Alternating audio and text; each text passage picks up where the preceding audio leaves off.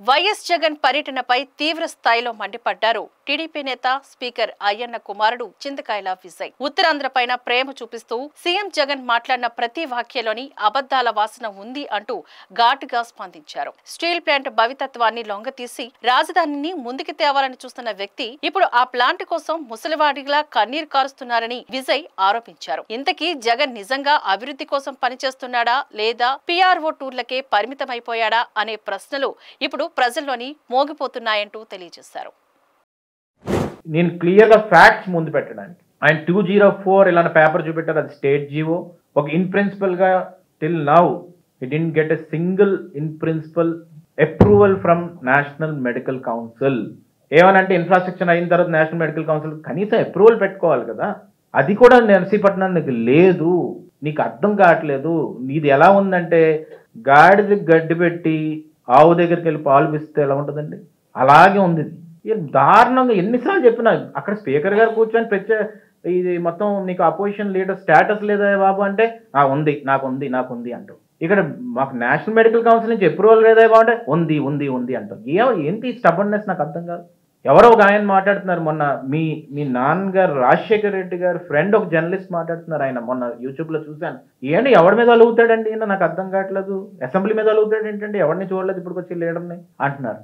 ఇవన్నీ వినేకైనా కూడా ఇన్సైట్ తెలుసుకునేకైనా కూడా ఎందుకు అసలు నీకు ఆ మైండ్ పెరగట్లేదో నాకు అర్థం కావట్లేదు. ఇవాళ రేపు వెళ్ళుండి అనొచ్చు, చిన్నపిల్లడు ఏం మాట్లాడతాడు. మేము ఈరోజు ఒకటే మాట చెప్తున్నాను, లోకేష్ గారిని కూడా ఇదే విధంగా ఏం చేస్తాడు ఏం బొరలేదు. నేను ఒక్కటే చెప్తున్నా, పులివెందలు వదిలి ఇదే ఉత్తరాంధ్రకు వచ్చి పోటీ చేయండి. దమ్ముంటుందా పోటీ చేయడానికి? ఇది విశాఖపట్నంలో ఒక నియోజకవర్గాన్ని సెలెక్ట్ చేసుకుని పోటీ చేయండి మీరు.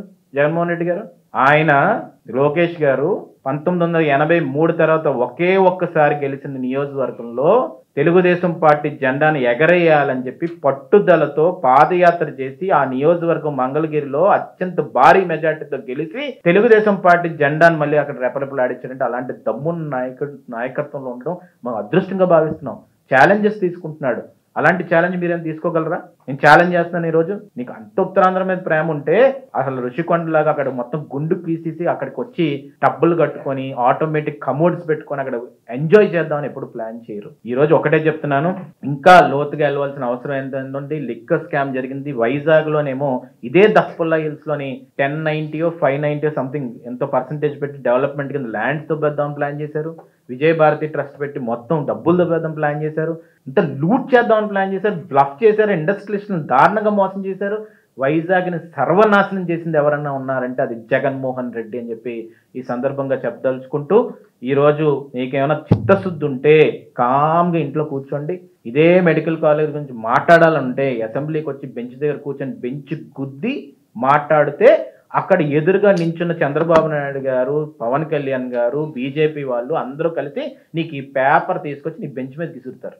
కానీ మాట్లాడట్లేదు. అసెంబ్లీకి రావు. ఇదే రోడ్ల మీదకి వచ్చి డ్యాన్స్ వేయడం ఎందుకు? అవసరం ఏముంటుంది? ఆ షుగర్ కేన్ రైతులు నాకు వచ్చి చెప్పారు, ఈ షుగర్ కేన్ రైతుల బాధలు ఇప్పుడు నీకు అర్థమయ్యారు జగన్మోహన్ రెడ్డి గారు.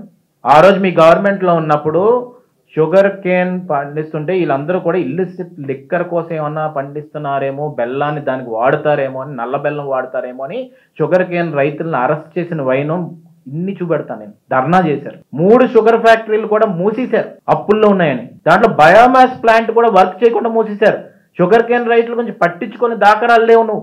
అలాంటిది ఈరోజు షుగర్ కేన్ రైతులు ఈ ప్రయాణం ఎంత బాగా జరిగిందంటే నాకు రైతులందరూ కష్టాలు చెప్పారు, ఇవన్నీ చెప్పారు. స్టీల్ ప్లాంట్ ప్రతి దగ్గర కూడా మోసం చేయడం జరిగింది. ఈ మోసపూరక రాజకీయాన్ని ఆపి ముందు ఆలోచించే రాజకీయాన్ని మొదలుపెట్టి అహంకార ధోరణిని తగ్గించుకొని ట్రాన్స్పరెన్సీని ముందు తీసుకొచ్చి హంబుల్గా ఉండడం నేర్చుకొని లెవెల్ హెడెడ్గా ఉండి జనాలతో ట్రావెల్ చేస్తేనే జన కష్టాలు అర్థం అవుతాయని చెప్పి ఈ సందర్భంగా మళ్ళీ చెప్పదలుచుకుంటూ, నేను వైఎస్ఆర్సీపీ నాయకులందరికీ కూడా నేను చెప్తుంది ఏంటంటే వైఎస్ఆర్సీపీ అనేది ఖాళీ అయిపోతుంది. నెక్స్ట్ మళ్ళీ వైఎస్ఆర్సీపీ రాదు. నేను ఎందుకు ఇంత ఖచ్చితంగా చెప్తున్నానంటే ఎన్ని కష్టాలు వచ్చిన తర్వాత మళ్ళీ గ్రౌండ్ తెలుసుకొని కనీసం దాన్ని ఇంప్లిమెంట్ చేస్తే బాగుంటుంది. కానీ అహంకార ధోరణితో ఇంకా వెళ్తూ మోసం చేద్దామన్న ఆలోచనతో ముందుకు వెళ్తున్నప్పుడు పార్టీ బతకదని చెప్పి ఈ సందర్భంగా సవినీయంగా మనం చేసుకుంటాం. Thank you very much.